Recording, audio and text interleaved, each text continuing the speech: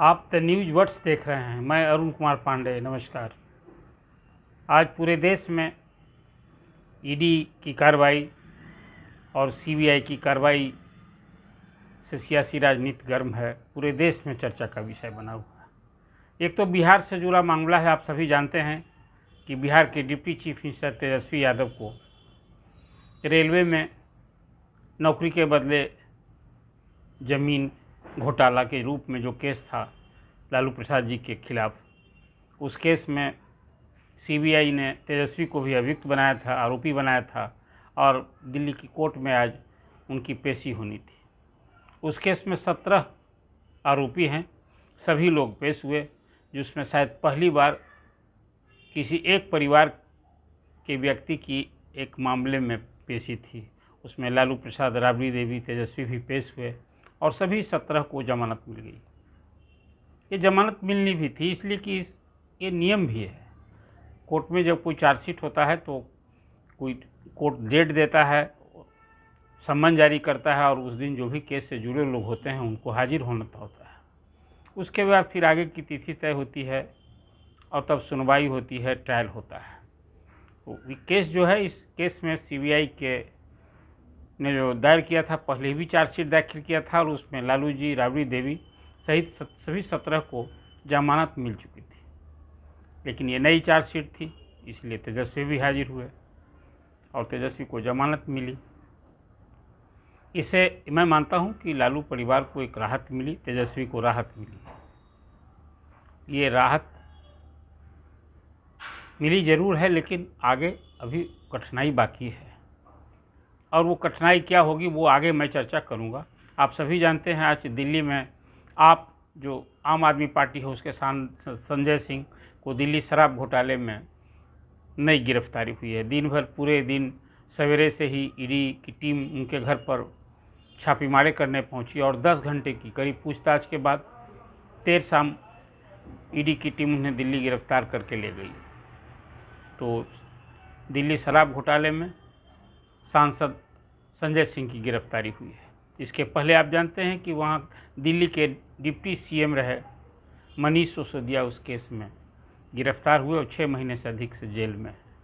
सत्येंद्र जैन जो दिल्ली सरकार में मंत्री थे, उसी केस में जेल में है। सीबीआई ने उनको भी भेजा था। अभी आज ही ईडी की टीम ने पश्चिम बंगाल के मुख्यमंत्री ममता बनर्जी के भतीजे, जो पार्टी तृणमूल कांग्रेस के महासचिव हैं, अभिषेक बनर्जी, और उनकी पत्नी को भी सम्मन दिया है।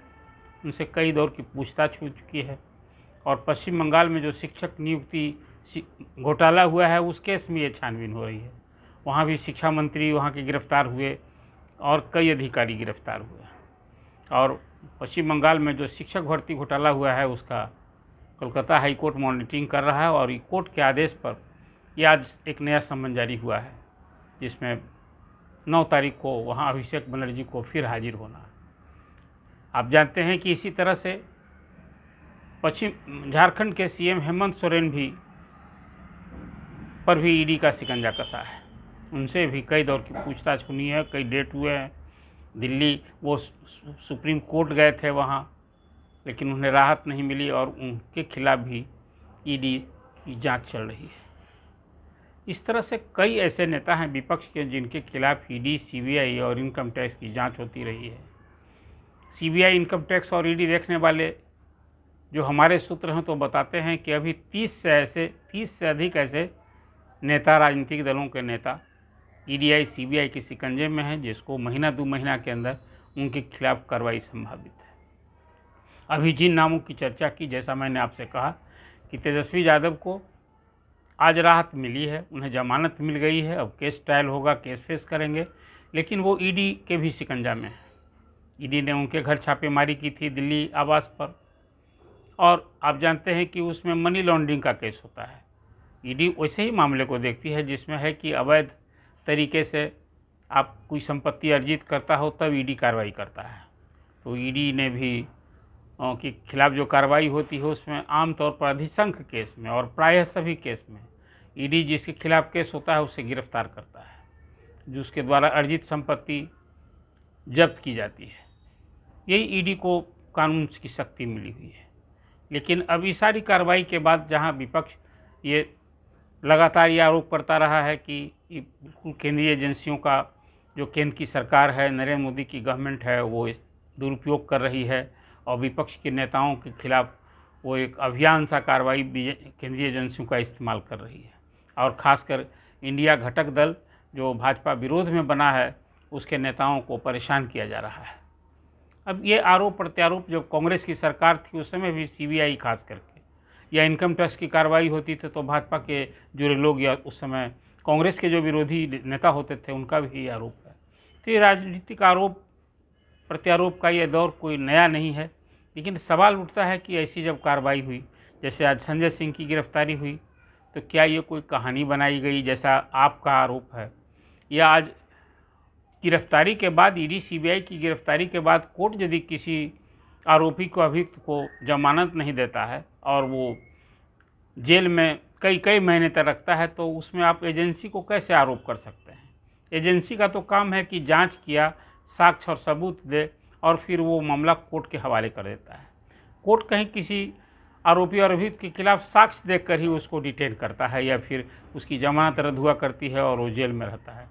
मनीष सिसोदिया या सत्येंद्र जैन या फिर कहें पश्चिम बंगाल के जो शिक्षा मंत्री थे उनके खिलाफ, तमिलनाडु में जो एक मंत्री के खिलाफ कार्रवाई हुई उसके खिलाफ, तो सारे में तो आप एजेंसी पर दुरुपयोग का आरोप तो आप कर सकते हैं, लेकिन एजेंसियों को ऐसी छूट थोड़े है। फिर ये सारे कानून तो इन्हीं दलों ने बनाया है जो आज विपक्ष में हैं, कल सत्ता में थे, आज जो कल सत्ता में थे वो आज विपक्ष में हैं। तो फिर एजेंसियों का तो दुरुपयोग तो होता है, मैं मानता हूँ इसको, एक हद तक कुछ स्टांस ऐसे मिलते हैं, लेकिन ये आरोप प्रत्यारोप के बाद अंततः कोर्ट को ही ये देखना होता है। कोर्ट को यदि लगता है कि नहीं किसी निर्दोष को फंसा गया है तो कोर्ट ही तो है हमारे यहाँ न्यायिक प्रणाली जो अंततः फैसला देता है। तो खैर इस दौर में एक बात तो अब होगी कि आज जो तेजस्वी यादव को जमानत मिल गई है, तो फिलहाल एक सब लोगों की निगाह टिकी थी कि 4 अक्टूबर को क्या होगा। बिहार में जो खासकर नीतीश कुमार ने इसी केस में, आपको याद होगा 17 में राजद से नाता तोड़ा था। हालांकि उसके बाद फिर जब राजद से दोस्ती हुई तो उन्होंने पिछली बार जो कुछ इस एक भ्रष्टाचार का मामला और इस केस को लेकर जो उन्होंने नाता तोड़ा था, इस पर अफसोस जाहिर किया था और ये कहा था, या अभी भी कहते रहे हैं कि जब जब राजद से नज़दीकी होती है जदयू की तब तक की कार्रवाई तेज हो जाती है। मतलब उनका अभी ये कहना है कि केंद्रीय एजेंसियों का केंद्र दुरुपयोग करता है और ये कार्रवाई बदले की भावना से या पूर्वाग्रह से किया जाता है। खैर ये अपनी जगह बात है, लेकिन तेजस्वी के खिलाफ जो ईडी शिकंजे में है वो एक उनके लिए सचमुच में अभी भी मानता हूँ कि वो कठिनाई से वो मुकरे नहीं हैं, उसमें उनकी कठिनाई बढ़ सकती है। तब ऐसी स्थिति में क्या होगा वो तो अभी इंतज़ार करना चाहिए। लेकिन मुझे लगता है कि फ़िलहाल अब लोकसभा के चुनाव में 5 महीने बचे हैं।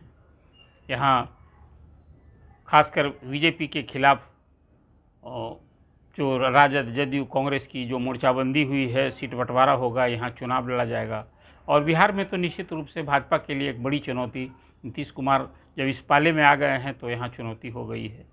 और ये लालू प्रसाद की और नीतीश कुमार की जो एक राजनीतिक केमिस्ट्री बनी है उसमें कहीं कोई बिगड़ाव और बदलाव की बात नहीं है। जो चर्चा होती है कि कुछ फेरबदल हो सकता है फिर, तो मुझे इसकी दूर दूर तक संभावना नहीं है। हाँ, एक बात है कि एक इशू पर नीतीश कुमार को समझौता करने की परिस्थिति आ गई है। ये अब तक जब से वो मुख्यमंत्री बने, उनके सरकार में जो 3C की बात क्या कहते थे कि क्राइम, करप्शन और कम्युनलिज्म से वो जीरो टॉलरेंस उनका होगा। अब ये तेजस्वी के मामले में तो उन्हें एक हद तक समझौता करना पड़ेगा कि उनके डिप्टी सीएम केस में चार्जशीटेड होने के बाद अब जमानत पर हैं, तो वो उनके साथ सरकार में उनको काम करना होगा, रहना होगा। एक राजनीतिक मजबूरी भी है। इसलिए आज यहाँ की सरकार है जिसमें अभी राजद सरकार में भी साझेदारी में उसका बड़ा हिस्सा है। तो ये चलने वाला है सरकार, चाहे जो हो कल हो की स्थिति भी यदि ऐसी कोई आती है तेजस्वी को लेकर के, तो भी मानता हूँ कि ये कोई राजनीतिक संबंधों में कोई इस तरह की बात नहीं होगी और सरकार यहाँ चलेगी। राजद, जदयू, कांग्रेस का जो ये साझा मोर्चा है यहाँ चलेगा, सरकार चलेगी और ये गठबंधन बना रहेगा। लेकिन आज के इस फैसले से जो एक राजनीतिक परिस्थिति जो बनी है अभी, वो तो नीतीश कुमार हमेशा एक, उनके विपक्ष भी सवाल उठा रहा है कि अब नीतीश कुमार ने जो 3C की बात की थी उसका क्या होगा। लेकिन अब इसमें तो सिर्फ कहने भर की बात हो गई है, इसीलिए कि भाजपा जब तेजस्वी को लेकर नीतीश कुमार से सवाल करती है तो उसे महाराष्ट्र के केस में खुद भी सवालों के घेरे में आती है। इसलिए कि जब से वहाँ एनसीपी में फूट पड़ी और अजीत पवार जो भतीजा हैं शरद पवार के, वो भी इसी तरह से भ्रष्टाचार के मामले में आरोपी थे, उनके खिलाफ जांच हो रही थी और सब कुछ उसके चंद दिन पहले ही प्रधानमंत्री ने राष्ट्रवादी कांग्रेस पर ज़बरदस्त हमला किया था भ्रष्टाचार को लेकर, और उसके बाद फिर वहाँ अजीत पवार से आप मिले भाजपा से और वहाँ के सरकार में हैं। तो कभी कभी ये भ्रष्टाचार है, किसी के लिए शिष्टाचार हो जाता है, किसी के लिए भ्रष्टाचार होता है, और फिर एजेंसियों की कार्रवाई किसी के लिए अत्याचार होता है। तो हर लोग सहूलियत के हिसाब से, परिस्थिति के हिसाब से इस तरह की बात करते हैं, लेकिन हमारे यहाँ जो न्यायपालिका है अंततः उसी का हैंड है, कौन निर्दोष है कौन सही है, ये फैसला तो कोर्ट को ही देना है। जैसे आपने देखा कि बिहार में लालू जी जब चारा घोटाले मामले में आरोपी बने तो 4 केस में वो कन्विक्ट भी कर दिए गए लोअर कोर्ट से, सीबीआई की कोर्ट से। हालांकि तभी वो सफाई देते थे कि ये एक साजिश के तहत वो निर्दोष हैं, उनको फंसाया गया है। और उस समय जो फिर थे, उस समय विपक्ष में जो लोग आज सत्ता में साथ हैं, इन्हीं लोगों ने सीबीआई से जांच को लेकर या कार्रवाई को लेकर ये न्यायालय का दरवाज़ा खटखटाया था। तो एक परिस्थिति ऐसी आज बनी है कि सीबीआई, इनकम टैक्स और ईडी जो है वो केंद्रीय एजेंसियां जहां विवादों से घिरी होती है उसकी कार्रवाई को लेकर सवाल उठते हैं। वहीं इस बात में भी सही है कि जब कांग्रेस की सरकार थी उस समय लोग कहते हैं, मानते हैं, जो एक आंकड़ा आया था हाल में, वो था कि 75-80% कार्रवाई विपक्ष के खिलाफ होती थी कांग्रेस के ज़माने में। अभी 95 एंड अबव कहिए आप कार्रवाई विपक्ष के नेताओं की। इसलिए प्रधानमंत्री हमेशा हमला बोला करते हैं कि जो इंडिया गठबंधन का जो जमावड़ा है जिन दलों का, इसमें सब भ्रष्टाचार से जुड़े लोग हैं, ईडीआई, सीबीआई और इनकम टैक्स के शिकंजे में है, इसीलिए उन लोगों का मेलजोल हुआ है। ये भी आपको मालूम है कि इस गठबंधन से जुड़े नेता लोगों ने सुप्रीम कोर्ट का दरवाज़ा खटखटाया था कि बदले की भावना से कार्रवाई हो रही है केंद्रीय एजेंसियों द्वारा, तो राहत तो नहीं मिली। और सुप्रीम कोर्ट ने ये सीबीआई, इनकम टैक्स, ईडी की जो कार्रवाई हो रही थी उसको रोकने के लिए या जो कुछ एक बात हुई थी उस पर राहत नहीं मिली, और वो किसी तरह से वहाँ इंडिया गठबंधन के नेताओं को सुप्रीम कोर्ट से निराशा हाथ लगी। अब आने वाला दिन जो है बिहार में खासकर तेजस्वी को लेकर ईडी की कार्रवाई पर सबकी निगाह होगी। फिलहाल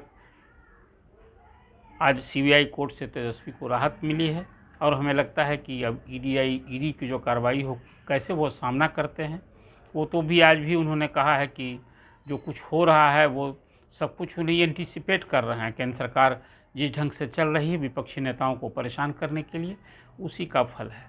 लेकिन ये सवाल तो आप सब लोग के बीच भी है जिस पर आप को ही जवाब देना है, आपको सोचना है आप क्या सोचते हैं, आपका क्या कमेंट है कि जो भी सीबीआई, ईडी ने कार्रवाई की है या जो चल रही है वो एक कहानी गढ़ी गई है, झूठी कहानी है, या कहीं उसमें तथ्य, तर्क और दस्तावेज के आधार पर ये सारे आरोप जो अभी हैं जिस मामले में कार्रवाई हुई है, या जो कुछ भी केंद्र की कार्रवाई हो रही है वो राजनीतिक पूर्वाग्रह से हो रहा है, विपक्षी नेताओं को दबाने, धमकाने और आवाज़ बंद करने के लिए हो रहा है। आप क्या सोचते हैं?